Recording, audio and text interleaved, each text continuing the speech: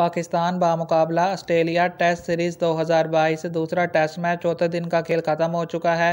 Australia के 506 run के हदफ के ताक़ुब में पाकिस्तान ने 2 विकेटों के नुकसान पर 190 रन स्कोर कर लिए हैं। बाबर आजम की सेंचुरी और अब्दुल्ला शफीक की हाफ सेंचुरी की बदौलत कराची टेस्ट मैच में जान आ चुकी है। पाकिस्तान को जीतने के लिए मज़ीद 314 रन की ज़रूरत है, जबकि उसकी 8 विकेटें बाकी हैं। अब $1 मिलियन क्वेश्चन ये है, क्या पाकिस्तान टेस्ट मैच जीतने में कामयाब हो जाएगा? क्या पाकिस्तान टेस्ट मैच को ड्रा कर लेगा? अगर पाकिस्तान ने टेस्ट मैच को जीतना है या फिर टेस्ट मैच को ड्रा करना है तो डे 5 किसी एक प्लेयर को out of his skills batting करनी पड़ेगी, which is possible not impossible. हम सब यही उम्मीद कर रहे हैं कि डे 5 पाकिस्तान के बैट्समैन टेस्ट मैच जीतने में कामयाब हो जाएंगे या फिर टेस्ट मैच को ड्रा करने में कामयाब हो जाएंगे।